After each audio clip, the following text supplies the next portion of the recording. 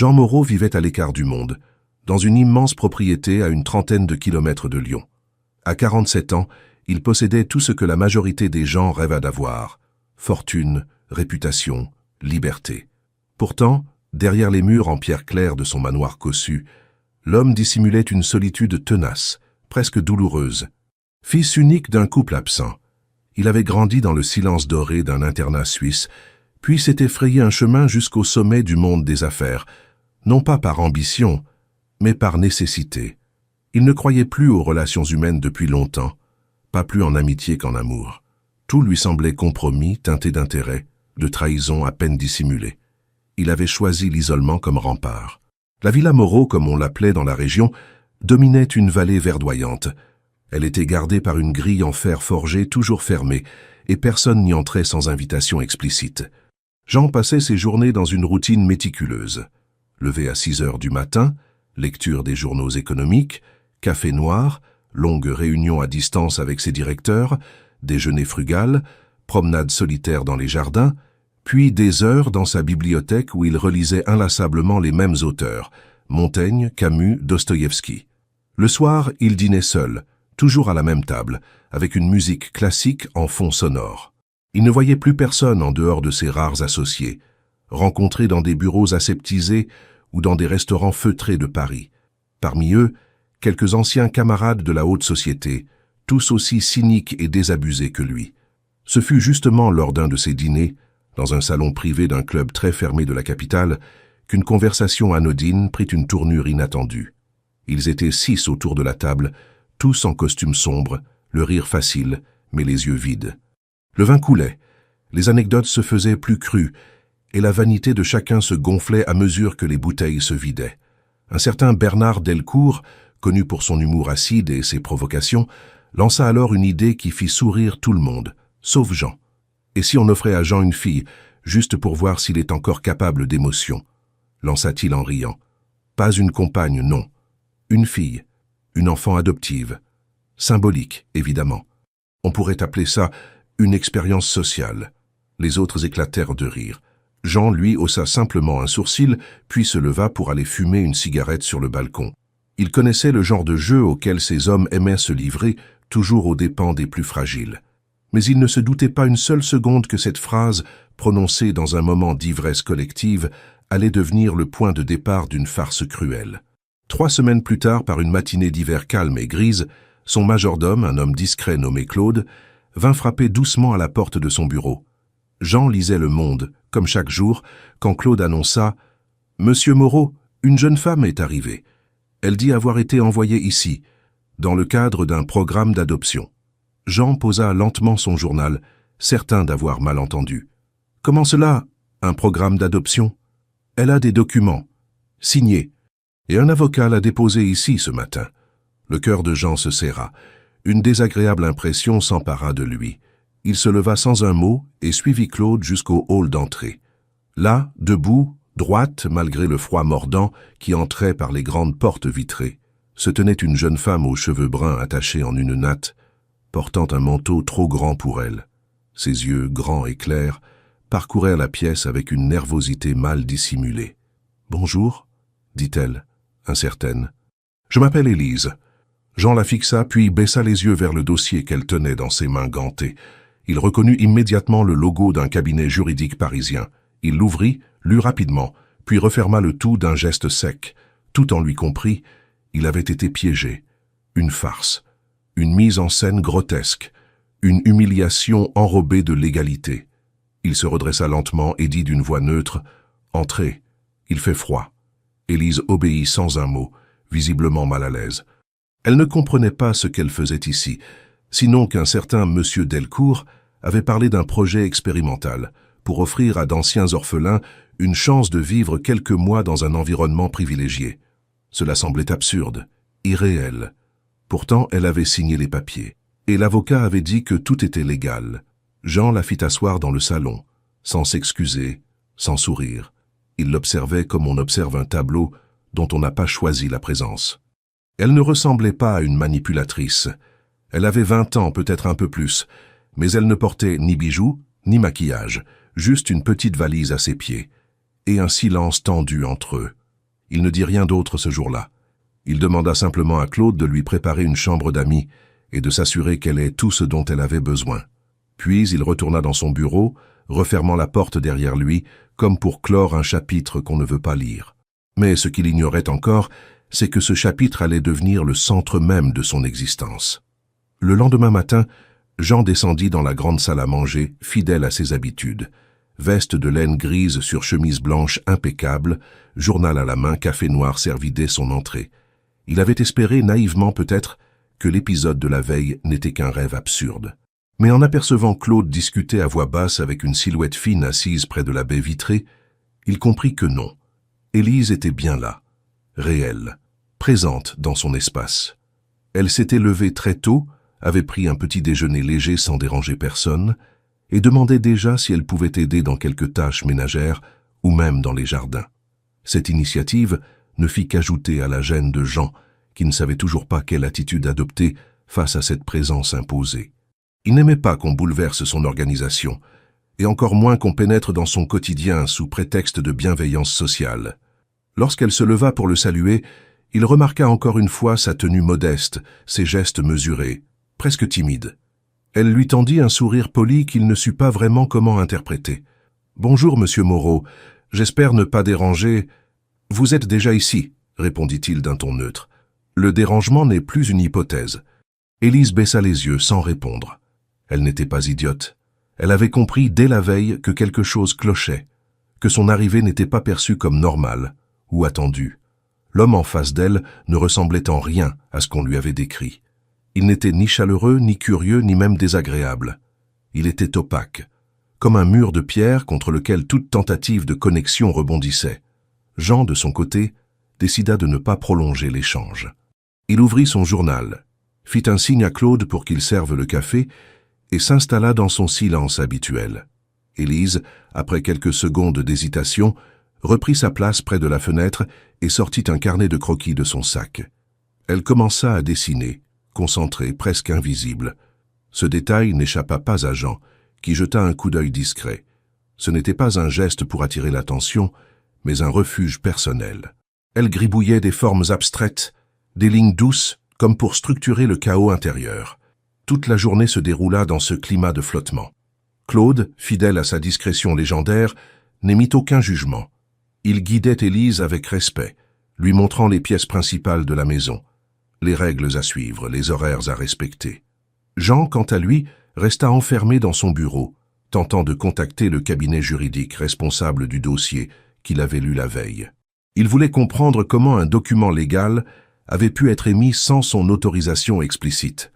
La réponse, lorsqu'elle arriva par téléphone, fut aussi technique qu'exaspérante. Une procuration signée en son nom avait été utilisée, un acte manifestement frauduleux, mais suffisamment camouflé pour retarder toute action immédiate. La supercherie était bien plus élaborée qu'il ne l'avait imaginé. Quelqu'un s'était donné du mal pour rendre cette blague crédible sur le plan légal. Et Jean savait très bien qui pouvait être derrière tout cela. Bernard Delcourt. Le ton moqueur, les phrases ambiguës prononcées lors du dîner, tout concordait. Il avait transformé une idée insensée en réalité. Un test, une farce. Peu importait. Jean n'avait pas encore décidé s'il devait la renvoyer immédiatement ou attendre que le scandale s'éteigne. Le soir venu, Élise fut invitée à dîner dans la petite salle attenante à la bibliothèque. Jean ne mangeait jamais dans la grande salle lorsqu'il n'avait pas d'invité officiel. Il s'était résolu à faire preuve d'un minimum de civilité. Lorsqu'elle entra, elle portait la même tenue que la veille, visiblement par choix ou par absence d'alternative. Elle s'assit sans bruit et remercia pour le repas préparé. Le dîner se déroula dans un silence étrange. Les couverts s'entrechoquaient doucement. La lumière tamisée n'aidait en rien à détendre l'atmosphère. Au bout de quelques minutes, Élise tenta une approche. « Monsieur Moreau, je ne suis pas sûr de comprendre exactement pourquoi je suis ici. On m'a parlé d'un projet d'intégration, un séjour chez un mécène pour apprendre, vivre autrement. Mais tout cela me semble flou. » Jean posa sa fourchette, la regarda droit dans les yeux. « Ce qu'on vous a dit est un mensonge. Vous avez été utilisé. Et moi, manipulé. » Il n'y avait aucune animosité dans sa voix, juste une froideur résignée. Élise sentit un frisson lui traverser l'échine. Elle serra ses mains sur ses genoux. « Est-ce que vous voulez que je parte ?» demanda-t-elle, la voix un peu tremblante. Jean prit quelques secondes avant de répondre. « Ce serait logique, mais ce serait aussi cruel. Vous n'êtes responsable de rien, ce ne sont pas vos manigances, mais celles d'hommes qui croient que l'argent les autorise à tout. » Il se leva, fit quelques pas vers la fenêtre. « Vous pouvez rester, temporairement, jusqu'à ce que je règle cette absurdité. En attendant, je vous demande de respecter mon espace et ma solitude. » Élise acquiesça, murée dans une confusion profonde. Elle aurait pu se sentir humiliée ou en colère, mais à cet instant, c'était surtout un sentiment de vide qui l'envahissait. Elle n'avait jamais été réellement désirée quelque part.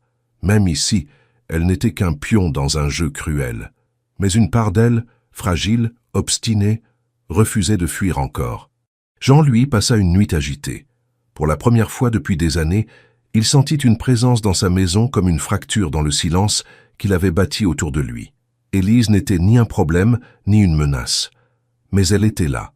Et cela suffisait à dérégler l'ordre parfait de ses journées. À l'aube, lorsqu'il la croisa dans les jardins, assise sur un banc, les yeux perdus dans un livre de poésie, il sut que cette situation allait durer plus que prévu. Et que peut-être, ce n'était pas uniquement à cause des papiers qu'il ne l'avait pas encore renvoyé. Au fil des jours, ce qui n'était qu'un incident destiné à être corrigé devint une habitude étrange, presque imperceptible. Jean n'avait pas donné de date limite au séjour d'Élise, et malgré son détachement affiché, il ne faisait rien pour précipiter son départ.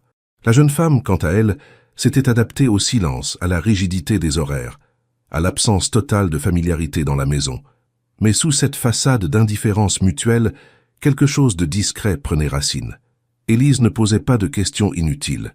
Elle ne cherchait pas à s'imposer dans les routines de Jean. Au contraire, elle se faisait invisible, volontairement. Pourtant, à chaque fois qu'elle apparaissait dans une pièce, il notait inconsciemment sa présence. Le bruissement de ses pas dans le couloir, le murmure de sa voix lorsqu'elle demandait un livre à Claude, le léger grincement de la chaise qu'elle déplaçait dans la véranda, tout devenait des repères auditifs dans la vie trop ordonnée de Jean. Un matin, alors qu'il faisait encore sombre dehors, Jean entra dans la bibliothèque plus tôt que d'habitude.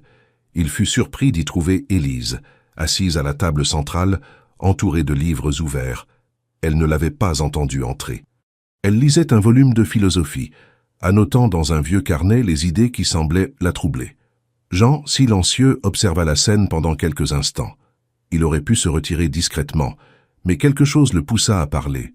« Vous vous intéressez à Nietzsche ?» demanda-t-il, la voix encore rauque du matin. Élise sursauta légèrement, se retourna, puis sourit timidement. « Un peu, je ne comprends pas tout, mais je trouve ça fascinant. Surtout cette idée de vérité qui blesse. » Jean s'approcha, prit le livre entre ses mains et le feuilleta. « C'est un choix ambitieux. Vous lisez d'autres choses ?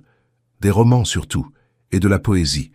Mais ici, il y a tellement de livres que je me perds. » Ce fut leur première conversation naturelle, courte mais sans tension. À partir de ce moment-là, Jean commença à remarquer des changements subtils. Élise rangeait les livres après les avoir lus, nettoyait doucement les étagères couvertes de poussière, aidait Claude à trier des documents oubliés dans les armoires. Elle ne cherchait pas à plaire, elle s'occupait simplement. Il la surprit même un après-midi à déplacer des pots de fleurs sur la terrasse afin que les plantes reçoivent mieux la lumière. Aucun geste ne semblait motivé par l'intérêt ou la flatterie. Il y avait en elle une sorte d'attention sincère au monde, une délicatesse silencieuse que Jean n'avait pas anticipée. Un jour de pluie, alors que le vent frappait fort contre les vitres, ils se retrouvèrent à déjeuner ensemble, sans avoir prévu quoi que ce soit.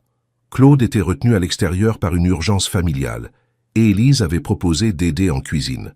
Elle avait préparé un plat simple, une soupe de légumes et une tarte salée, avec une maladresse charmante. Jean accepta de manger à la même table qu'elle, plus par curiosité que par politesse. « Je n'ai pas cuisiné depuis longtemps », avoua-t-elle en posant l'assiette. « Mais au moins ce n'est pas brûlé. » Jean goûta. C'était modeste, mais honnête. Il hocha la tête, sans compliment excessif. « C'est mangeable. » Élise éclata d'un petit rire discret. « C'est votre façon à vous de dire que ce n'est pas mauvais ?» Il sourit malgré lui, ce qui étonna autant Élise que lui-même. C'était un sourire bref, à peine perceptible, Mais il existait. Ils mangèrent lentement, en silence. Mais le silence n'était plus le même. Il était rempli de petites présences invisibles, les gestes mesurés, les regards fugaces, la sensation étrange que quelque chose, quelque part, bougeait. Les jours suivants, Jean laissa de côté une part de sa rigidité. Il commença à répondre à ses questions sur les livres, les auteurs, les tableaux accrochés au mur. Élise, passionnée par l'art, voulait comprendre les origines des œuvres, leur signification. Jean se rendit compte qu'il connaissait bien l'histoire de sa collection, mais qu'il n'en avait jamais parlé à personne. Avec Élise, il retrouvait le plaisir de transmettre, de raconter, sans se sentir jugé. Une fin d'après-midi, dans le grand salon éclairé par la lumière dorée du soleil couchant, Élise examina un tableau représentant un paysage alpin signé d'un peintre oublié du XIXe siècle. Jean s'approcha et expliqua. « C'est un des rares que j'ai acheté sans réfléchir. Il m'a rappelé un lieu de mon enfance. Rien d'extraordinaire, juste une montagne que je regardais par la fenêtre, quand j'étais ailleurs. » Élise sentit que le mot « orphelinat » manquait à la phrase. Mais elle ne le força pas à le dire. Elle se contenta de murmurer « C'est beau, de garder ce genre de souvenir. » Jean la regarda. Elle ne jouait pas un rôle. Il commençait à le comprendre. Il avait craint au début qu'elle fasse semblant, qu'elle cherche à l'amadouer pour mieux profiter de sa situation. Mais rien dans son comportement ne justifiait cette suspicion. Elle ne demandait rien. Elle vivait simplement là, sans prétention. Peu à peu, Jean abandonna l'idée de la renvoyer. Il n'en parla même plus. Il se disait qu'il clarifierait tout cela plus tard, qu'il finirait par démêler les formalités avec les avocats. Mais dans les faits, il acceptait. Il s'habituait. Il attendait presque certains moments de la journée, ceux où il la voyait lire, parler à Claude, dessiner dans son carnet. Élise, de son côté, n'oubliait pas qu'elle était arrivée là par une mauvaise plaisanterie. Mais elle se raccrochait à la tranquillité du lieu, à la bibliothèque immense, au silence confortable. C'était peut-être la première fois de sa vie qu'elle ne se sentait pas obligée de se défendre ou de fuir. Il n'y avait pas d'affection, pas encore. Mais il y avait un espace. Et c'était déjà beaucoup. Pendant plusieurs semaines, la cohabitation entre Jean et Élise s'installa dans une sorte d'équilibre fragile, rythmé par des habitudes tacites et une distance respectueuse. Mais ce calme apparent cachait des tensions souterraines, des mécanismes de défense anciens chez l'un comme chez l'autre. Jean, bien qu'apaisé par la présence discrète d'Élise, luttait intérieurement contre une forme d'attachement naissant qu'il refusait de nommer. Quant à Élise, elle ne pouvait ignorer la question lancinante qui l'habitait. Pourquoi avait-elle été choisie pour cette mascarade? Et pourquoi Jean la laissait-il encore rester? L'incident survint par hasard, lors d'une fin d'après-midi glaciale. Jean s'était absenté pour une réunion importante à Lyon, laissant Élise seule au domaine. Elle profita de ce moment pour explorer des pièces encore fermées du manoir, non par curiosité mal placée, mais par un désir sincère de mieux comprendre l'histoire du lieu. En ouvrant une porte discrète au fond du couloir du deuxième étage, elle tomba sur un petit bureau secondaire manifestement peu utilisé. Sur la table, un téléphone fixe était décroché. Le combiné émettait un signal d'appel terminé. Élise, par réflexe, appuya sur le bouton de rappel. Ce qu'elle entendit la glaça. La voix de Bernard Delcourt, reconnaissable malgré la mauvaise qualité de l'enregistrement, s'élevait avec ce ton arrogant et rieur qu'elle avait déjà perçu lors de leur première rencontre. « Alors, elle est toujours chez toi, la petite ? Tu joues bien le jeu, Jean. J'avoue que je ne t'imaginais pas aussi docile. Qui aurait cru que tu supporterais une présence pareille dans ta tour d'ivoire? Ne t'attache pas trop, hein? C'est une expérience, pas un changement de vie. » Puis le message coupa net. Élise resta figée. Elle comprit immédiatement qu'il ne s'agissait pas d'un malentendu ni d'un projet humanitaire mal expliqué.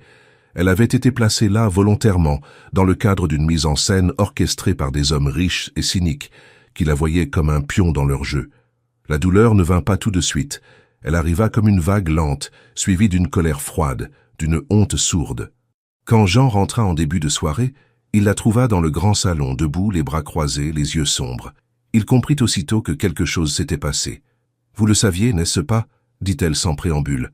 Jean, surpris par son ton, s'avança prudemment. « De quoi parlez-vous ? De cette farce, de cette expérience sociale, de cette humiliation déguisée en hospitalité. Vous étiez au courant dès le début. » Jean ferma les yeux un instant, puis hocha la tête lentement. « Pas dès le début. J'ai compris peu de temps après votre arrivée. Mais je n'ai pas voulu vous blesser davantage en vous révélant toute la vérité. » Élise le fixa incrédule. « Vous pensez que le silence protège? Que c'est plus digne de laisser quelqu'un vivre dans un mensonge confortable? Vous auriez dû me dire la vérité. » Dès que vous l'avez su, Jean resta immobile. Il n'avait pas de réponse simple à offrir. Il n'avait pas prévu cet affrontement. Il pensait, naïvement, qu'il pourrait rattraper les choses par la gentillesse, par le temps partagé, par l'oubli progressif de l'origine de leur rencontre. « Je ne voulais pas que vous partiez », murmura-t-il enfin. Cette phrase, pourtant simple, frappa Élise de plein fouet. Elle ne sut comment la recevoir. Était-ce une forme de tendresse ou une nouvelle manipulation? Elle recula d'un pas. « Ce n'est pas à vous de décider si je dois rester ou non. Vous n'avez pas le droit de me garder ici pour réparer vos erreurs ou pour soulager votre solitude. » Elle monta dans sa chambre, fit sa valise en silence, sans verser une larme. Claude, averti de son départ imminent, tenta discrètement de la faire changer d'avis, mais elle fut inflexible. Elle avait trop souvent été déplacée, ignorée, utilisée. Elle n'allait pas recommencer ici. Jean, seul dans le salon, regarda la porte se refermer sans tenter de l'en empêcher. Il resta ainsi un long moment, incapable de bouger. Il sentait que quelque chose venait de se briser. Non pas une illusion, il n'en avait plus depuis longtemps, mais une possibilité qu'il n'avait même pas osé nommer. Cette nuit-là, il ne dormit pas. Il relut les documents juridiques, chercha une faille, un recours. Mais rien ne pouvait changer ce qui avait été dit, ce qui avait été entendu. Ce n'était pas une affaire de droit, mais de confiance. Et elle était rompue. Le lendemain matin, le manoir retrouva son silence habituel. Les pas d'Élise ne résonnaient plus dans les couloirs, sa voix ne s'élevait plus dans la cuisine, ses livres n'étaient plus sur les accoudoirs des fauteuils. Claude, plus discret que jamais, évitait les sujets personnels. Jean, lui, passait des heures devant les fenêtres, regardant le jardin vide comme un homme en exil dans sa propre maison. Il ne savait pas encore s'il la reverrait. Il ne savait même pas s'il le voulait. Ce qu'il savait, en revanche, c'était qu'elle lui manquait. Non pas comme une distraction ou un caprice, mais comme une présence juste. Une vérité douce dans un monde de faux semblants. Et cela, il n'avait jamais cru le possible. Le silence avait envahi la demeure Moreau comme un brouillard dense. Depuis le départ d'Élise, les journées s'étiraient sans relief, et Jean, malgré ses efforts pour se concentrer sur ses affaires, se retrouvait sans cesse à contempler les traces invisibles qu'elle avait laissées. Il se surprenait à entendre son rire discret, à s'attendre à la voir apparaître avec un carnet ou un livre à la main. Le vide qu'elle avait laissé était bien réel, plus percutant que ce qu'il aurait pu anticiper. Il n'avait rien dit, n'avait pas tenté de la rattraper. Il s'était contenté de rester là, figé, comme s'il avait accepté une punition méritée. Mais l'inertie cessa brutalement un matin, lorsqu'il retrouva, dans une pile de documents, une vieille lettre manuscrite. Une lettre qu'il avait écrite il y a de nombreuses années, à un moment où il croyait encore pouvoir se libérer de ses douleurs anciennes. C'était un texte court, à peine une page. Il y parlait d'un souvenir enfoui, le jour où sa mère, sans prévenir, l'avait laissé à la porte d'un bâtiment gris et froid, avec une valise et la promesse absurde qu'elle reviendrait. Il avait 6 ans. Il n'avait jamais revu cette femme. Ce souvenir l'avait façonné. C'était là que s'était cristallisé son rejet des attachements, sa méfiance envers les gestes tendres. Il avait grandi dans un orphelinat austère, jusqu'à être adopté par un couple stérile mais fortuné qui l'avait élevé comme un projet, sans véritable chaleur. Cette lettre, jamais envoyée à personne, était restée parmi ses papiers comme un aveu qu'il n'avait jamais osé faire à voix haute. Ce matin-là, il la relut en entier, et pour la première fois depuis des années, il sentit la brûlure d'une émotion sincère. Sans vraiment réfléchir, il se saisit de son téléphone et appela Claude. Il lui demanda de trouver Élise. Pas pour lui ordonner de revenir, mais pour lui parler, pour dire enfin ce qui aurait dû l'être depuis longtemps. Claude, fidèle et efficace, retrouva sa trace dans une ville du Sud, à quelques heures de train. Elle avait trouvé refuge chez une ancienne amie et tentait de reprendre pied, de comprendre ce qui venait de lui arriver. Leur rencontre eut lieu dans un café de quartier, modeste et calme. Jean arriva sans chauffeur, sans costume. Il portait une veste sombre, un air grave mais déterminé. Lorsqu'Élise le vit entrer, elle se raidit. Elle ne s'attendait pas à le revoir, et encore moins à ce qu'il se déplace lui-même. Il s'assit en face d'elle, la regarda quelques secondes en silence, puis posa doucement sur la table une enveloppe. « Ce n'est pas une excuse, dit-il. C'est une explication. Quelque chose que je ne vous ai jamais dit et que j'aurais dû dire bien plus tôt. » Élise prit l'enveloppe, hésita, puis l'ouvrit. Elle lut la lettre sans lever les yeux. Quand elle eut terminé, elle la replia avec soin, la reposa devant elle et attendit. Jean, de sa voix toujours posée, raconta alors ce qu'il n'avait jamais dit à personne. L'abandon, l'enfance morcelée, l'adoption sans affection, les murs qu'il avait dû construire pour ne pas sombrer. Il ne chercha pas à susciter la pitié, encore moins la compréhension. Il livrait simplement la vérité nue, sans détour. Quand j'ai compris ce qu'ils avaient fait, cette farce, cette mise en scène, j'ai revu mon propre passé. Et j'ai eu honte, parce que je savais ce que ça représentait d'être utilisé, déplacé comme un objet. Et pourtant, je vous ai gardé là, dans ce contexte absurde, en espérant que le temps effacerait l'origine de votre venue. Il la regarda dans les yeux, pour la première fois sans se cacher. Mais la vérité, c'est que j'ai eu peur. Peur de vous voir partir. Peur de perdre ce que je n'avais même pas su nommer. Élise, silencieuse, le regardait sans colère. Ce qu'elle lisait dans ses yeux n'était ni de la stratégie, ni de la manipulation. C'était autre chose, une vulnérabilité qu'il n'avait jamais laissé transparaître. « Vous auriez pu me le dire avant, murmura-t-elle, même juste ça que vous saviez ce que c'était. Je ne savais pas comment. Et maintenant ?» Jean inspira profondément. « Maintenant, je ne vous demande rien. Ni de revenir, ni de comprendre. Mais je voulais que vous sachiez que ce n'était pas un caprice, que vous aviez changé quelque chose en moi, que ce n'était pas une parenthèse. » Le silence retomba, mais il était plus doux que la fois précédente. Élise, les mains posées à plat sur la table, réfléchissait. Elle n'était plus la jeune fille perdue qui l'avait accueillie sans la vouloir. Elle avait traversé cette épreuve, compris l'absurdité des puissants, mais aussi touché du doigt une vérité simple. Parfois, les choses les plus importantes naissent d'accidents, de maladresse, de chaos. « Je ne veux pas revenir si c'est pour jouer un rôle, » dit-elle enfin. « Je ne veux pas être une fille adoptive symbolique, ni une pièce de théâtre pour vos amis. Si je reviens, c'est comme adulte, avec mes propres choix, mon propre espace. » Jean hocha la tête. Il s'y attendait. « C'est exactement ce que je vous propose. Ni plus ni moins. » Ils se quittèrent devant la porte du café sans promesse. Mais cette fois, Élise prit le train du retour d'elle-même, sans y être contrainte. Lorsqu'elle franchit à nouveau le seuil du manoir, quelques jours plus tard, elle ne portait pas de valise. Elle avait simplement son sac à l'épaule, son carnet à la main, et ce regard calme de ceux qui ne cherchent plus de validation. Claude l'accueillit avec un sourire discret, sans poser de questions. Jean l'attendait dans le salon. Lorsqu'elle entra, il ne dit rien. Elle non plus. Ils se regardèrent longuement, comme deux personnes ayant traversé une tempête qu'ils ne nommeraient jamais, mais dont ils portaient encore les traces. Ce soir-là, pour la première fois, ils dînèrent non pas en silence, mais en échangeant des souvenirs, pas ceux qu'on exhibe, mais ceux qu'on murmure. Ils ne parlaient plus en termes d'obligation, ni de devoir. Ils se reconnaissaient. Et cette reconnaissance, fragile mais réelle, traçait un chemin inattendu. Non pas vers une relation définie, mais vers une cohabitation fondée sur une vérité nouvelle, celle d'avoir été tous les deux des enfants blessés et de ne plus vouloir fuir ce qu'ils étaient devenus. Le calme retrouvé à la Villa Moreau fut de courte durée. Quelques semaines après le retour d'Élise, alors qu'ils commençaient à tisser une forme de routine fluide, les premières rumeurs firent leur apparition dans les colonnes discrètes de la presse parisienne.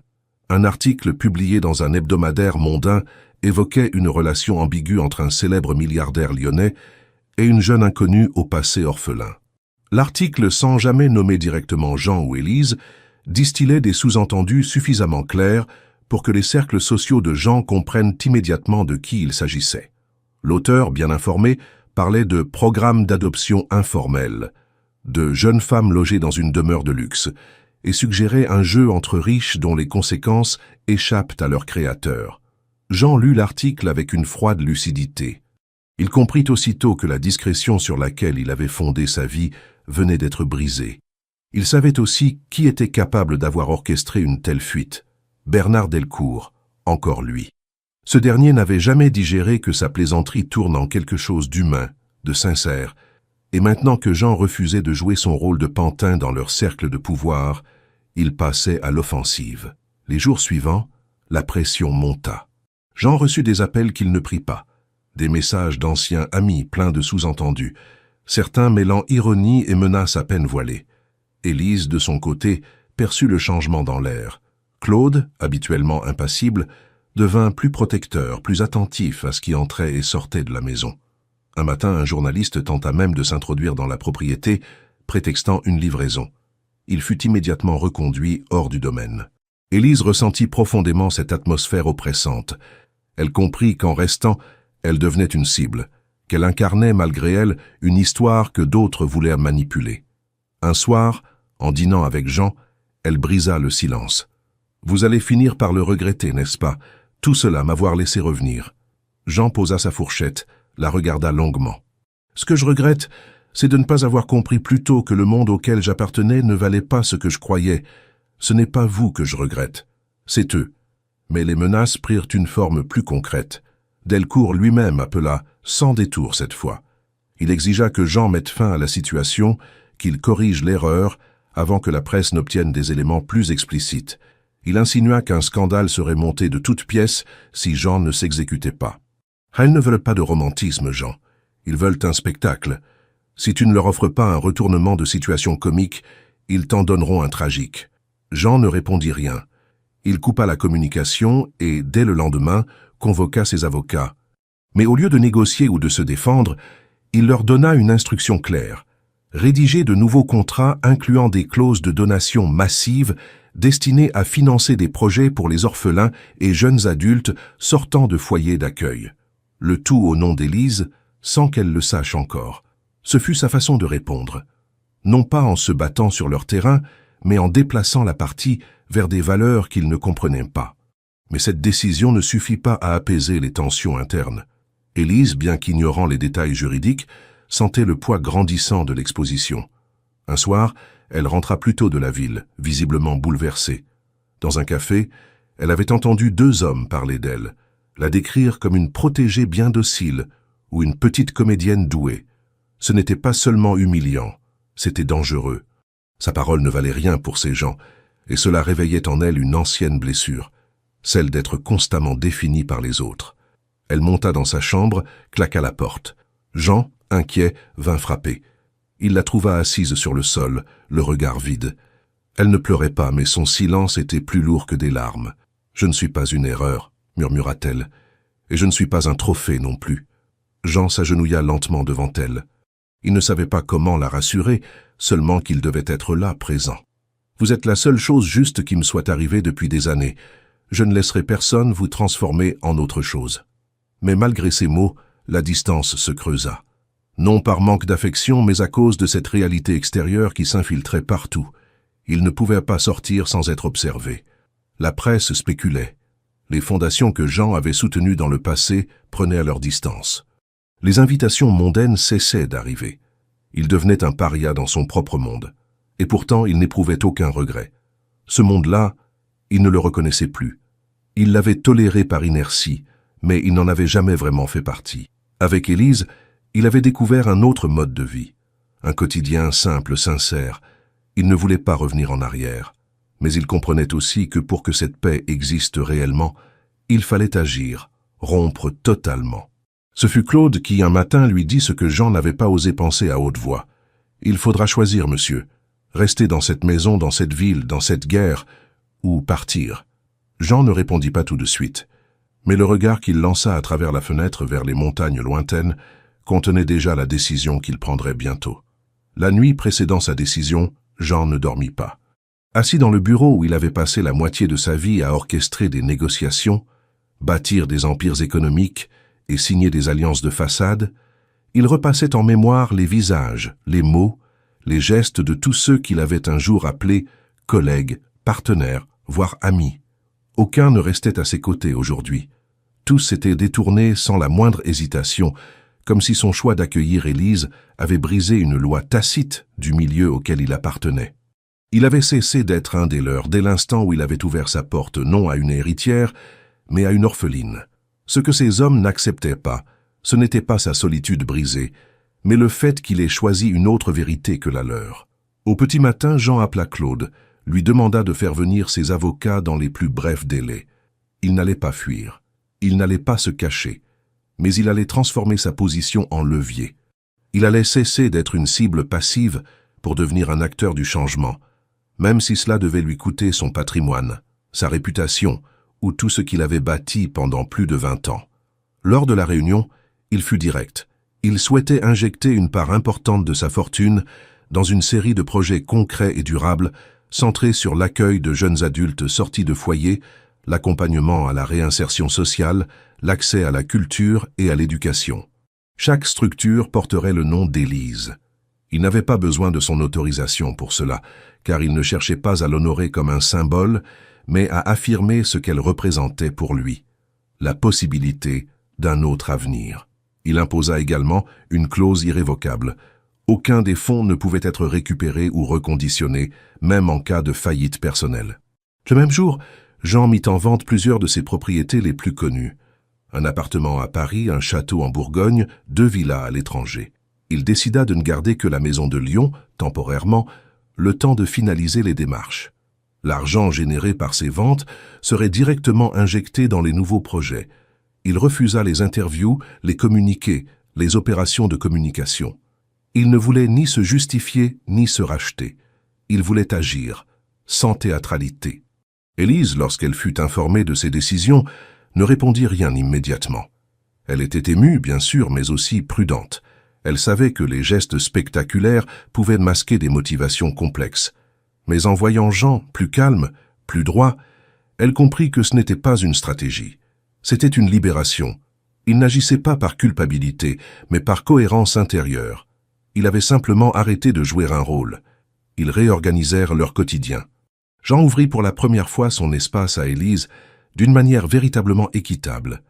Ils partagèrent les repas non plus par protocole, mais par choix. Ils parlèrent de livres, de politique, de souvenirs. Jean se mit même à lui raconter ses débuts dans les affaires, non pas pour impressionner, mais pour expliquer comment on devient un homme dur quand on croit qu'il n'y a pas d'autre option. Élise, elle, parla de ses éducateurs, de ses fuites, de ses attentes déçues. Ils ne cherchaient pas à se consoler mutuellement.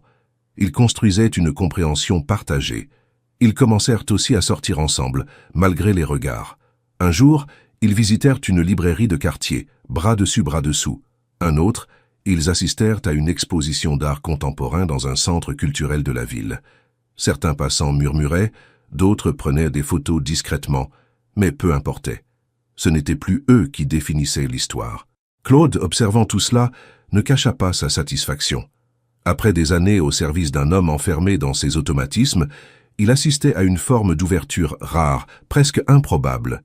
Il veillait toujours avec la même rigueur, mais il se permettait désormais quelques sourires, des gestes simples, comme offrir à Élise une vieille édition d'un roman qu'elle cherchait. Mais l'histoire n'était pas terminée.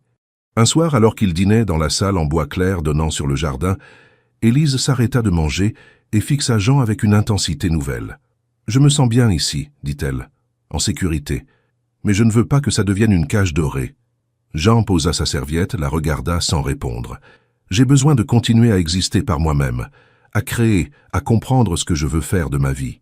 Je suis reconnaissante pour tout, mais je ne veux pas devenir dépendante de ce que vous me donnez. Sinon, ce ne sera pas une liberté, mais une nouvelle forme de détention. » Jean comprit immédiatement le sens de ces mots. Il ne se sentit pas rejeté. Il sentit au contraire la justesse de sa réflexion.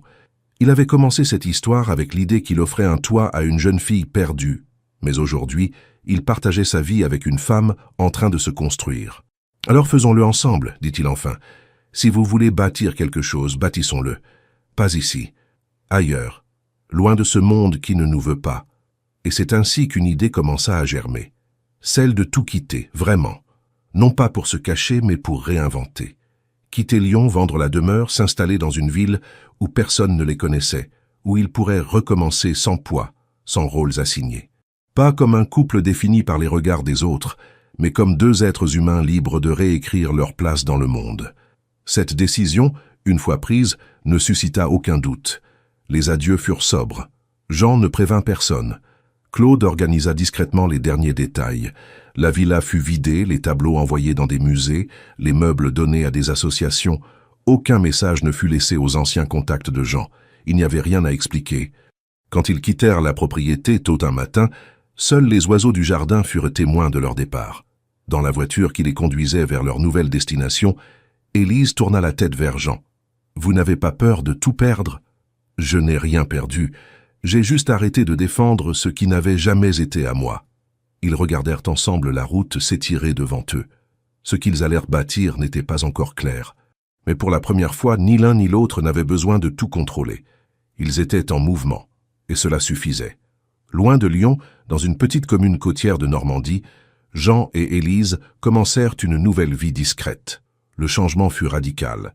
Ils s'étaient installés dans une maison simple, aux murs clairs, avec une grande pièce baignée de lumière qu'ils comptaient transformer en librairie-café.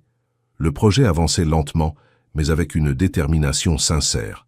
Jean, qui n'avait jamais utilisé ses mains pour autre chose que signer des contrats, apprenait à poncer du bois, à agencer des étagères, à parler avec des artisans. Élise, de son côté, dessinait les plans, contactait les éditeurs indépendants, rédigeait des idées de programmation culturelle. Loin de l'opulence, ils goûtaient à une forme de quotidien qui leur était jusque-là inconnue, celui qui demande de la patience, de la présence et du respect mutuel. Mais ce fragile équilibre fut mis à l'épreuve par une visite inattendue. Un matin de mars, alors qu'Élise ouvrait la boîte aux lettres située au bout du petit chemin bordé d'herbes sauvages, elle trouva une enveloppe blanche, sans timbre, glissée à la main. Elle l'ouvrit sur place. À l'intérieur, une feuille pliée en 4.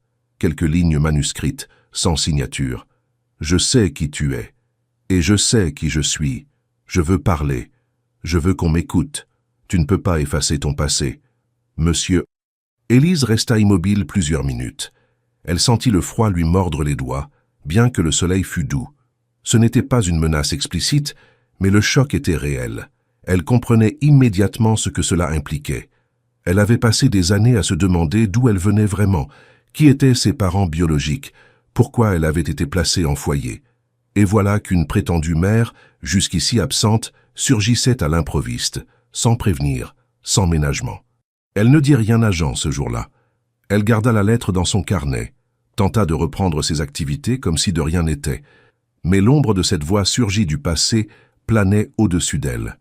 3 jours plus tard, une femme apparut devant la porte de la maison, vêtue d'un manteau beige, les traits tirés, les mains serrées sur un sac usé. Elle se présenta comme Mireille. Elle ne demanda pas à entrer. Elle se contenta de fixer Élise avec un mélange de gêne et de dureté. « Tu me ressembles », dit-elle sans émotion, surtout dans le regard. Élise ne sut quoi répondre. Elle la fit entrer, offrit un thé qu'aucune des deux ne toucha. Mireille parla longtemps d'une voix monocorde. Elle raconta une vie brisée trop tôt, des décisions prises sous la contrainte, une jeunesse marquée par la violence, la pauvreté, la peur. Elle disait avoir été forcée d'abandonner Élise. Puis, elle évoqua les difficultés actuelles, les dettes, la maladie. Ce n'était pas une demande claire, mais cela en avait le goût. « Je ne veux rien de toi, disait-elle, les yeux fixés sur la tasse froide. Je veux juste qu'on sache que je suis ta mère, et que je suis vivante. Pas une honte à cacher. » Mais Élise comprit très vite que la revendication n'était pas aussi pure qu'elle le prétendait. Mireille avait parlé d'un journaliste, d'un homme intéressé par l'histoire complète.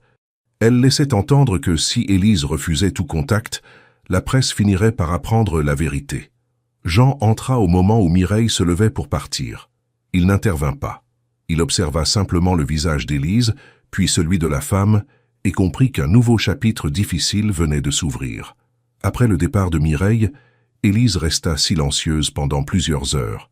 Elle ne pleura pas. Elle ne se plaignit pas. Mais elle n'arrivait plus à lire, à écrire, à dessiner. Jean, respectant sa manière de traverser l'épreuve, ne chercha pas à la consoler immédiatement. Il attendit le soir, quand elle se tenait dans la véranda, les yeux perdus dans l'obscurité. « Tu penses que c'est vrai ?» lui demanda-t-elle sans le regarder. « Quelle est vraiment ma mère ?» Jean s'assit près d'elle. « Je n'en sais rien. Mais je sais que ce qu'elle veut vraiment, ce n'est pas un lien. C'est un échange. Et ça ne marche pas comme ça. » Élise hocha la tête. Elle savait qu'il avait raison. Mais une part d'elle avait espéré un jour entendre une voix venue de ce vide. Elle n'aurait jamais imaginé que cette voix viendrait chargée de sous-entendus, de menaces, d'une forme de chantage émotionnel. Je ne veux pas qu'elle parle à la presse. Pas parce que j'ai honte d'elle, mais parce que je ne veux pas que notre vie devienne un récit marchandé. Jean prit sa main. Alors on doit agir, mais calmement, avec précision. On ne répond pas au bruit avec plus de bruit. On clarifie les choses avant qu'elles ne nous échappent. Ils décidèrent ensemble de contacter un avocat discret, spécialisé dans les affaires familiales, non pour attaquer, mais pour anticiper, pour encadrer toute tentative d'exploitation médiatique, pour définir légalement ce qu'était ou non une filiation reconnue. Élise rédigea une déclaration, non publique, mais prête à être publiée si nécessaire. Un texte sobre, dans lequel elle disait clairement qu'elle ne reniait rien de ses origines, mais refusait que son histoire soit racontée à sa place. Jean s'assura que cette déclaration soit protégée juridiquement. Pendant ce temps, Mireille disparut. Aucun nouveau message, aucun appel, rien. Mais le mal était fait. Élise doutait à nouveau. Non de Jean, ni de leur choix de vie, mais d'elle-même, de sa place, de ce qu'elle valait en dehors de ce lien incertain. Elle demanda à Jean la permission de partir quelques jours seule. Pas pour fuir, mais pour chercher, comprendre, revenir peut-être, avec des réponses. Jean accepta sans discuter. Il lui donna de l'argent, mais surtout, il lui donna sa confiance. Tu reviens si tu veux. Quand tu veux. Tu n'as rien à me prouver.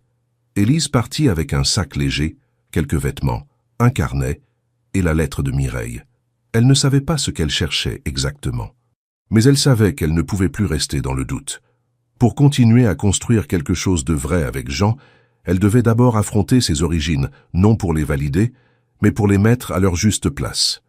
Élise s'installa dans une pension modeste, située à quelques kilomètres de l'orphelinat où elle avait passé une partie de son enfance. Elle n'y était pas retournée depuis ses 18 ans, lorsqu'elle avait quitté l'institution sans se retourner, persuadée que rien de ce qui s'y trouvait ne méritait d'être retenu. Mais aujourd'hui, ce qu'elle cherchait n'était plus une rupture, mais un début, une ligne de continuité, même fragile, entre ce qu'elle avait été et ce qu'elle devenait. L'endroit n'avait pas changé, les mêmes murs ternes, les mêmes grilles, le même silence. L'administration était désormais gérée par une nouvelle équipe. Une directrice plus jeune, qui connaissait peu l'histoire des anciens pensionnaires, accepta cependant de la laisser consulter les archives après vérification de son identité. Ce fut dans une pièce étroite au fond du bâtiment principal qu'Élise découvrit une boîte grise portant son nom. À l'intérieur, une trentaine de lettres soigneusement empilées, toutes écrites de sa main, entre ses 6 et ses 12 ans. Des lettres jamais envoyées, jamais lues, que les éducateurs avaient apparemment conservées, sans savoir quoi en faire. Certaines étaient adressées à une maman, d'autres à une famille imaginaire, parfois même à un papa inconnu. Élise, en les lisant, fut submergée par un sentiment qu'elle ne connaissait pas bien, la tendresse envers elle-même. Cet enfant qui écrivait avec des fautes, des phrases maladroites, mais une clarté bouleversante, n'avait jamais cessé de chercher un visage, une voix, une main. Mais une lettre en particulier attira son attention. Elle portait la mention « à celui qui me reconnaîtra ». Datée de ses 10 ans, elle était différente, plus longue, plus réfléchie. Élise y décrivait un homme qu'elle avait rêvé, un père imaginaire. Elle parlait de sa solitude, de ses lectures, de son goût pour les endroits silencieux, des choses qu'elle aimerait partager avec lui, des promenades, des histoires, un jardin avec des rosiers.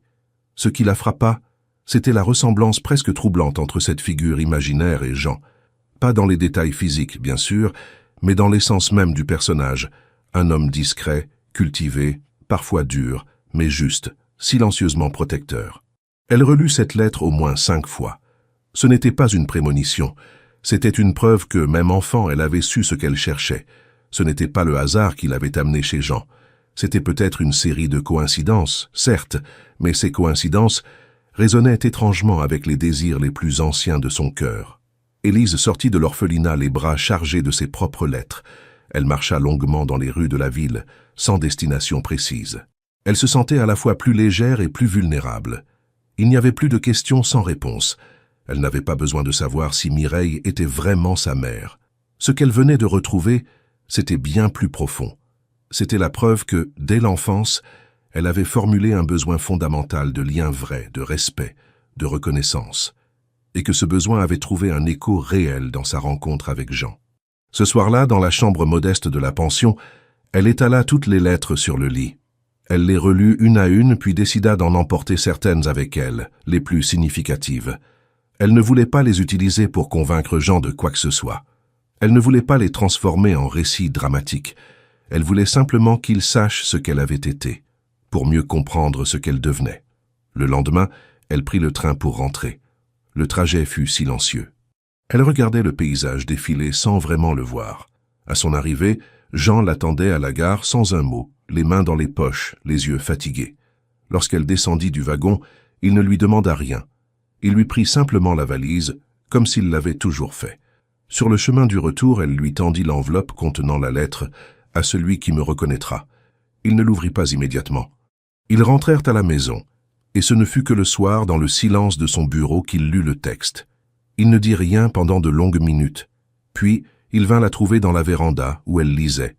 Il s'assit à côté d'elle. « Je ne crois pas au destin, dit-il lentement, mais je crois qu'il existe des silences qui appellent quelque chose, et tu m'as appelé, sans le savoir. » Elle ne répondit pas.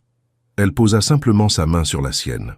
Ce geste simple mais plein de signification remplaçait tous les mots. Les jours suivants furent consacrés à la reprise du projet de la librairie. Jean, plus engagé que jamais, finalisa les démarches administratives. Élise organisa les premières rencontres avec des associations locales. Ils décidèrent ensemble que l'endroit ne serait pas seulement une boutique, mais aussi un lieu de rendez-vous pour les jeunes isolés, les lecteurs solitaires, les artistes en quête de scène. Un lieu à leur image, ouvert, discret, chaleureux, sans bruit. Ce projet, loin des projecteurs, était leur manière de raconter leur histoire sans l'expliquer. Une histoire née d'un malentendu cruel, transformée en lien profond. Une histoire qui ne cherchait plus à plaire ou à justifier, mais simplement à exister. Et dans l'arrière-boutique, Élise installa un coffre discret dans lequel elle rangea les lettres retrouvées. Non comme des reliques, mais comme des racines. Elle les avait portées en elle toute sa vie. Maintenant, elles avaient un lieu, une place. Comme elle. Le temps qui suivit fut marqué par une accalmie étrange, presque suspendue.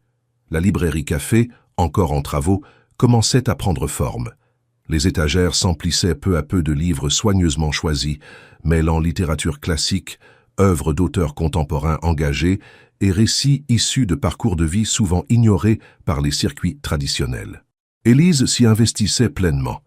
Elle gérait les commandes, décorait l'espace, accueillait les voisins curieux.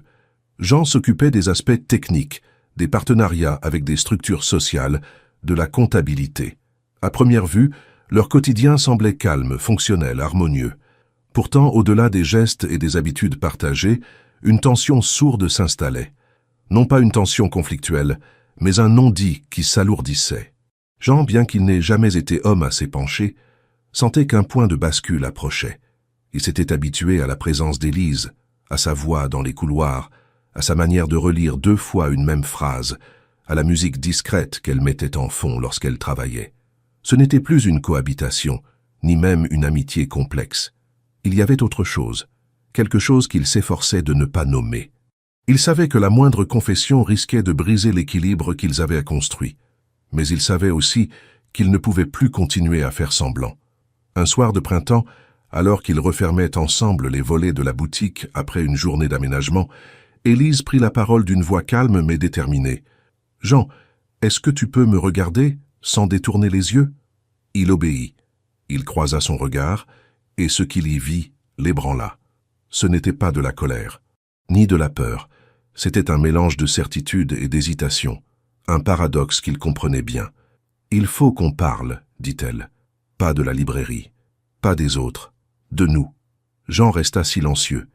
Il savait que cette conversation arriverait. Il ne l'avait jamais redouté, mais il l'avait différé, convaincu que le temps réglerait ce que les mots ne pouvaient exprimer. Il avait eu tort. « Je ne te vois plus comme un protecteur, » murmura Élise. « Et je ne crois pas que tu me vois comme une fille adoptive. Ce qu'on a vécu dépasse ces cadres. Et si on continue à l'ignorer, on va finir par se perdre dans des rôles qui ne nous correspondent pas. » Jean inspira profondément. Il avait appris à se taire pendant des années, à maîtriser ses émotions, à détourner les vérités trop lourdes. Mais cette fois, Il ne pouvait pas. Tu as raison, dit-il. Je ne peux plus prétendre que tu es une présence accueillie. Je pense à toi quand tu n'es pas là. Je remarque chaque détail, chaque silence. Et cela me trouble, cela me fait peur aussi. Élise baissa les yeux, puis les releva aussitôt. Moi aussi j'ai peur. Pas de ce que je ressens, mais de ce que ça signifie. De ce que les autres pourraient en dire. De ce que moi-même j'aurais condamné il y a encore quelques années.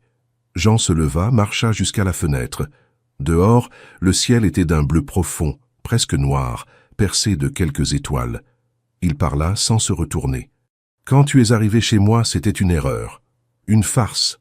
Un geste cruel d'homme trop riche pour comprendre ce qu'il faisait.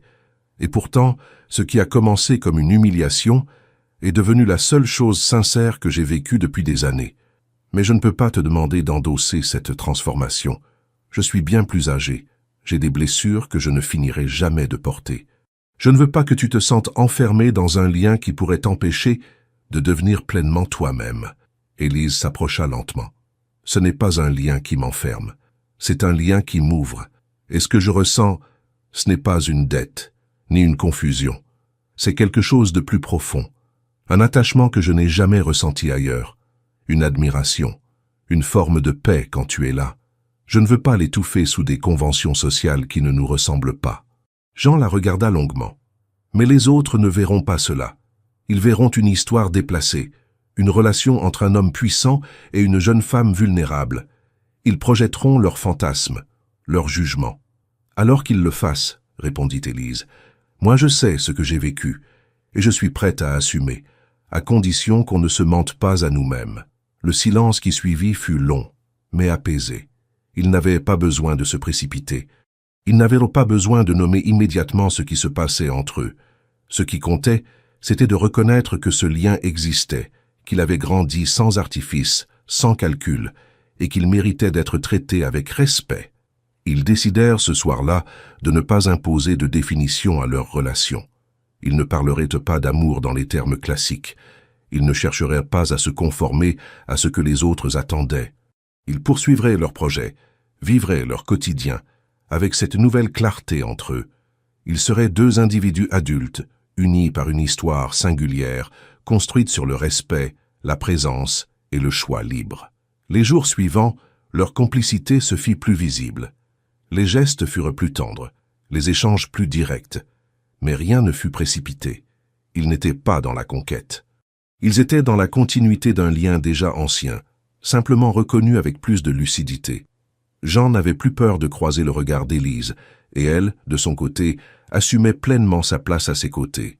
Leur entourage immédiat, les quelques artisans, les voisins, les membres des associations, percevaient bien cette proximité, mais personne ne posa de questions. Peut-être parce que, dans ce lieu reculé, les gens jugeaient moins, ou peut-être parce que leur relation dégageait une forme de sincérité qui désarmait les soupçons. Ce soir-là, en refermant les rideaux de la librairie encore vide de clients, Élise regarda Jean et dit doucement « On n'a pas besoin d'expliquer ce qu'on est, il suffit de continuer à l'être. » Et Jean répondit simplement « Tant que tu es là, je peux être. » Ce fut un lundi matin que tout bascula de nouveau. La presse nationale, jusque-là contenue dans des spéculations vagues et des murmures étouffés, publia en une un article sans ambiguïté. Une photo volée montrait Élise et Jean assis à une terrasse, leurs regards tournés l'un vers l'autre, trop proches pour laisser place au doute. Le titre, volontairement provocateur, posait une question rhétorique. La protéger ou l'amante? S'ensuivait une enquête construite à partir de témoignages anonymes, d'interprétations biaisées et de détails arrachés au passé de Jean. L'article insinuait une relation déséquilibrée, une manipulation affective sous couvert de bienveillance. Les mots étaient choisis pour choquer, pour scandaliser.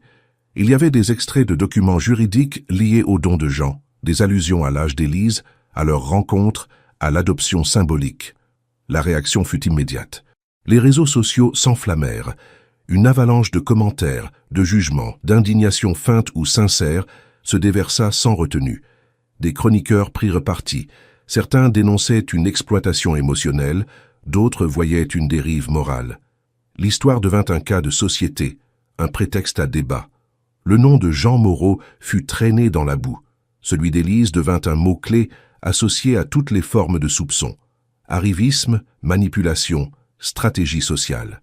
Jean tenta d'endiguer l'avalanche. Il refusa les interviews, fit publier un communiqué bref dans lequel il condamnait les intrusions et rappelait le caractère privé de sa vie. Mais cela ne fit qu'attiser la curiosité. On le traita de lâche, d'élitiste déconnecté. Certains exigeaient une enquête sur ses donations. D'anciens associés, autrefois silencieux, commencèrent à parler. Les paroles furent sorties de leur contexte, les faits remodelés pour s'adapter à une version commode du récit. Élise, pendant les premiers jours, resta murée dans le silence. Elle suivait les publications d'un œil froid, sans s'autoriser à réagir. Mais l'effet fut plus profond qu'elle ne l'admit d'abord. Elle vit son visage associé à des idées qu'elle rejetait totalement. Elle entendit des inconnus parler d'elle avec assurance, prétendre comprendre ses motivations, ses choix. Son passé, jusque-là méconnu, était disséqué, vulgarisé. Son passage en foyer, ses lettres retrouvées, sa relation avec Mireille, tout devenait matière à scandale. Elle savait qu'elle devait reprendre le contrôle de son histoire, mais elle refusait de le faire dans l'urgence, sous la pression. Elle attendit, prépara, écouta les conseils de l'avocat. Puis, une semaine après l'article, elle accepta une seule interview, dans un format long, sans montage, en direct, sur une chaîne peu connue mais respectée pour son sérieux. Ce fut une émission sobre. Le plateau était nu, la lumière douce. Élise, vêtue simplement, parla sans chercher à se défendre, mais pour poser une vérité. Elle raconta la blague initiale, la première rencontre avec Jean, la douleur de découvrir qu'elle avait été instrumentalisée, son départ, son retour. Elle parla de sa vie dans les foyers, du sentiment d'abandon, du besoin de trouver un lieu où exister. Elle ne se présenta pas comme victime, encore moins comme complice. Elle parla d'évolution, de confrontation à soi, de choix faits en conscience. Ce qui existe entre Jean et moi, dit-elle, ne peut pas être résumé à une étiquette. Ce n'est pas un conte de fées, ni un abus de pouvoir. C'est une relation née dans l'inattendu, qui a grandi dans l'honnêteté, avec des limites, des doutes, des ajustements. Je n'ai jamais été acheté, sauvé, utilisé. J'ai été reconnu. Le journaliste tenta quelques questions provocatrices, mais Élise resta droite. Elle n'éleva jamais la voix. Elle ne se justifia pas. Elle affirma. Et lorsqu'on lui demanda si elle aimait Jean, elle répondit simplement « Ce que je ressens pour lui ne vous regarde pas, mais je peux dire que je n'ai jamais été aussi libre qu'à ses côtés. » L'émission, diffusée tard dans la soirée, fit l'effet d'une onde de choc. Les réactions furent variées. Certains continuèrent à douter, à critiquer. D'autres, touchés par sa sincérité, commencèrent à reconsidérer leur position. Des tribunes furent publiées, certaines soutenant Élise, d'autres critiquant le voyeurisme de la société. Des écrivains, des éducateurs, des femmes issues de parcours similaires prirent la parole pour souligner la complexité de telles trajectoires et la facilité avec laquelle l'opinion publique juge sans comprendre. Jean, en regardant l'interview depuis leur salon, ne dit rien pendant longtemps. Lorsqu'elle revint, il la regarda avec une admiration silencieuse. Il n'avait jamais douté de sa force, mais il mesurait désormais pleinement ce que signifiait pour elle de s'exposer ainsi. « Tu n'avais rien à prouver », dit-il simplement. « Je sais, mais moi, j'avais besoin de le dire, pas pour eux, pour moi. » Les jours suivants, les choses commencèrent à se calmer. Le bruit médiatique se déplaça vers d'autres cibles. Leur histoire ne disparaissait pas, mais elle cessait d'être un spectacle. Et dans ce recul retrouvé, ils purent reprendre le fil de leur vie, conscients que ce qu'ils construisaient n'avait de sens que parce qu'ils le faisaient loin des regards, à leur rythme, selon leurs règles. Ce scandale, qui aurait pu les briser, devint une épreuve révélatrice. Non d'une faute, mais d'une résistance, ils n'avaient rien à revendiquer, rien à vendre. Ils avaient une existence à assumer. Et ils le firent, sans bruit, avec la même dignité que depuis le premier jour. Après la vague médiatique et les jours d'agitation intense, une forme de silence s'installa. Mais ce n'était plus ce silence menaçant et vide du début. C'était un silence choisi, tissé de calme, de résilience, de gestes simples.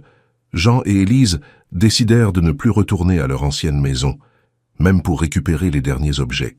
Tout ce dont ils avaient besoin était déjà avec eux. Quelques livres, des vêtements, des carnets, et la certitude que le reste appartenait à un monde qu'ils avaient quitté définitivement. Le projet de la librairie café, retardé par les événements, reprit son cours. Les travaux furent terminés avec l'aide de quelques artisans du village, auxquels Jean n'offrait pas seulement un salaire, mais une forme de reconnaissance concrète. Élise, elle, s'impliquait davantage dans les choix de programmation. Elle invita une poétesse locale pour une première lecture, organisa une exposition de peinture faite par des adolescents d'un foyer voisin, proposa un atelier d'écriture ouvert à tous les jeunes de la région. Il ne s'agissait pas de philanthropie décorative, c'était un engagement réel, quotidien. Elle refusait toute approche condescendante. Elle voulait créer un lieu de vie, pas un sanctuaire. Le jour de l'inauguration, la librairie ne fut pas débordée par la foule, mais chaque personne présente avait été invitée personnellement. Aucune caméra, aucun journaliste. Juste des gens du coin, des jeunes, des retraités, des éducateurs, quelques écrivains discrets. Jean resta en retrait, comme toujours. Il observait Élise aller et venir, serrer des mains, échanger, sourire. Il n'avait jamais vu quelqu'un s'enraciner aussi vite dans un lieu, et pourtant, ce n'était pas de l'ambition. C'était une volonté profonde de créer un espace qui ressemble à une seconde chance. Pas seulement pour elle, mais pour tous ceux qui, un jour, s'étaient sentis à la marge. Au fil des semaines, l'endroit gagna en notoriété locale, non pas à cause du passé de ses fondateurs, mais à cause de l'énergie qui s'en dégageait. On y trouvait des livres rares, des tables partagées, des discussions à voix basse, des rires contenus. Certains venaient tous les jours juste pour lire, d'autres pour parler, d'autres encore pour ne rien dire du tout. Élise avait installé un coin pour les enfants, avec des coussins, des albums illustrés, des jouets faits main. Jean avait consacré un mur à sa propre sélection de textes philosophiques, annotés, qu'il partageait avec ceux qui le demandaient. Il vivait à quelques pas de la librairie, dans une maison discrète aux murs clairs, avec un jardin en friche qu'ils entreprirent de remettre en état. Les matins étaient souvent silencieux, ponctués de cafés forts, de lectures croisées, de longues promenades en bord de mer. Le soir, ils cuisinaient ensemble, écoutèrent de la musique ou regardèrent de vieux films en noir et blanc. Ce n'était pas une vie d'excès, mais de cohérence. Chaque jour semblait ajouter une pierre à une construction lente mais solide. Le lien entre eux évolua aussi, naturellement. Il ne fut jamais proclamé, ni exhibé. Ils partagèrent leurs lits, leurs pensées, leurs doutes, sans chercher à définir leurs relations par des termes figés. Jean avait cessé de craindre les regards. Il s'était libéré de la honte inculquée par des décennies de conventions sociales. Élise, de son côté, avait gagné une assurance tranquille. Elle ne cherchait plus à se justifier. Elle avançait avec ses choix, ses limites, ses convictions. Ce n'était pas une relation fondée sur la dépendance ou sur le passé. C'était un présent choisi, reconduit chaque jour, sans contrat ni attente imposée. Claude, resté en contact, vint leur rendre visite à l'improviste un après-midi d'automne. Il fut accueilli comme un parent proche, assis dans la cuisine, un thé à la main. Il visita la librairie avec un sourire discret, observa les rayons, les visages, puis dit simplement « Ici, vous avez réussi ce que beaucoup cherchent toute leur vie, pas à fuir, mais à transformer. » Jean répondit par un hochement de tête. Il n'avait plus besoin de longues phrases. Claude repartit quelques jours plus tard, rassuré. Il savait qu'il n'avait plus besoin de protéger Jean ni Élise. Il s'était retrouvé une place qui ne devait rien à personne. L'hiver arriva, avec son froid et ses lumières douces. La librairie resta ouverte, chauffée par un poêle ancien qui diffusait une chaleur tranquille. Les soirées étaient plus calmes, mais aussi plus intimes. Des lectures s'y organisaient au coin du feu, avec des tasses de chocolat chaud, des couvertures sur les genoux. Les enfants s'endormaient parfois sur les coussins, pendant que les adultes discutaient à voix basse. Un jour, Élise proposa d'écrire une série de portraits anonymes, basés sur les témoignages des visiteurs réguliers. Jean l'encouragea, lui suggéra même de penser à un ouvrage plus large, mais elle n'était pas encore prête. Elle écrivait, oui, mais pour elle. Elle remplissait des carnets entiers, sans intention de publication. Ce n'est que plus tard qu'elle oserait penser à en faire un livre. La vie qu'il construisait n'avait rien de spectaculaire. Elle n'était pas faite pour être racontée. Et c'était précisément ce qui lui donnait sa valeur. Chaque geste avait du sens. Chaque jour avait son poids. Jean, qui avait passé sa vie à fuir l'intime, avait trouvé dans cette simplicité une forme de paix qu'il n'avait jamais connue. Élise, qui avait cru devoir se battre pour chaque miette d'attention, avait découvert qu'on pouvait exister sans se défendre. Ils n'étaient plus dans un rôle. Ils étaient dans un lieu, un temps, une vérité. Les années passèrent sans fracas. Ni Jean ni Élise ne cherchèrent à marquer le temps, mais celui-ci, à sa manière, les modela. La librairie café devint un repère stable dans la région. Les enfants grandissaient avec ces rayons comme paysages familiers. Les adolescents y revenaient pour trouver du calme ou une parole sincère, et les adultes y trouvaient un lieu de pause dans un monde qui allait trop vite. On n'y parlait pas de Jean comme d'un ancien millionnaire retiré du monde, ni d'Élise comme d'une jeune femme à la trajectoire controversée. Ils étaient simplement les hôtes, les bâtisseurs silencieux d'un lieu humain. Un matin de printemps, Élise annonça à Jean qu'elle avait terminé l'écriture de son premier livre. Elle n'en fit pas un événement. Elle déposa simplement le manuscrit relié sur la table avec une couverture sobre. Un titre court, direct, presque ironique. La blague qui a changé ma vie. Jean, en le lisant, ne sourit pas immédiatement. Il tourna les pages avec lenteur, parfois s'arrêtant longuement sur un paragraphe, sur une phrase, sur un souvenir transformé en texte. Le livre n'était ni une autobiographie exhaustive, ni un règlement de compte. C'était un récit fragmenté, composé de scènes, de sensations, de réflexions. Une écriture fine, lucide, sans amertume. Elle y décrivait son passage par les foyers, l'arrivée chez Jean, la tension, la colère, les découvertes. Elle y écrivait l'humiliation, mais aussi la complexité du pardon. Elle n'idéalisait rien. Elle racontait simplement avec une rare justesse ce que signifiait se construire au milieu du chaos. Jean referma le manuscrit sans mots. Il regarda Élise, qui l'observait sans nervosité. Il hocha la tête une fois. Elle comprit que ce geste valait toutes les validations. Quelques mois plus tard, le livre fut publié par une petite maison d'édition indépendante. Il ne fit pas de bruit immédiat, mais il circula doucement comme un secret partagé. Il fut lu dans les foyers, dans les bibliothèques, dans les cercles d'écriture. Il fut recommandé de bouche à oreille, parfois photocopié, parfois cité dans des débats sur la résilience, sur l'intimité, sur le droit à une histoire personnelle. Jamais il ne fut adapté, médiatisé, déformé.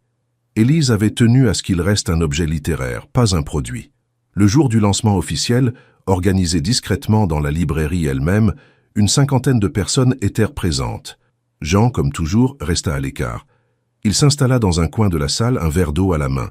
Élise lut quelques extraits, répondit à des questions avec la même honnêteté que lors de son interview des années plus tôt.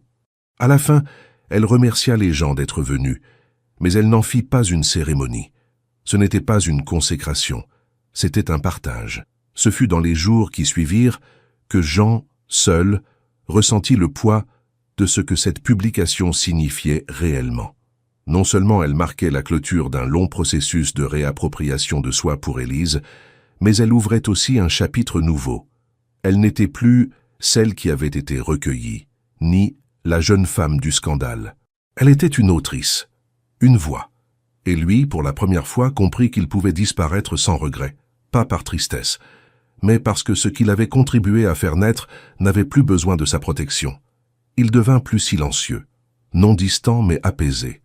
Il passait ses journées dans la petite pièce du fond, classant des documents, lisant des essais, écrivant parfois des notes que lui seul relisait. Il ne se préparait pas à partir. Il se préparait à laisser de la place. À être pour une fois un homme qui ne prend plus toute la lumière. Un soir, alors qu'il dînait sous la véranda, Élise le regarda longuement. Elle lui dit qu'elle pensait voyager quelque temps, pas pour fuir mais pour découvrir d'autres voies, d'autres récits.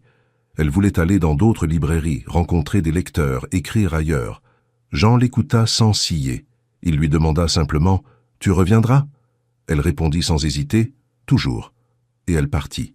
Elle visita Marseille, Nantes, Bruxelles, puis des petites villes dont elle ignorait jusqu'au nom.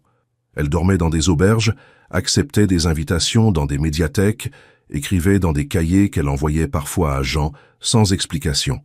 Il les lisait comme on reçoit des cartes postales d'un monde où l'on a semé quelque chose. Puis un jour, elle revint, sans prévenir. Elle poussa la porte de la librairie comme une cliente parmi d'autres. Jean était là, assis derrière le comptoir, des lunettes glissées sur le nez, un carnet ouvert. Il leva les yeux. Ils se regardèrent. Aucun mot, aucun mouvement exagéré. Il n'y en avait pas besoin. Le regard suffit. Ce fut leur dernier chapitre. Pas une fin, mais une continuité discrète. Ils vécurent encore longtemps, chacun à leur manière. Elle poursuivit l'écriture. Lui resta le pilier silencieux de ce lieu qu'ils avaient rêvé ensemble. Ils ne cherchèrent jamais à définir ce qu'ils étaient l'un pour l'autre. Cela n'avait plus d'importance. Ce qu'ils avaient partagé dépassait les étiquettes. Et lorsque les années passèrent et que certains vinrent leur demander comment tout avait commencé, ils répondirent parfois avec un demi-sourire, une blague, une très mauvaise blague. Mais ils n'ajoutaient rien, car tout était déjà dit.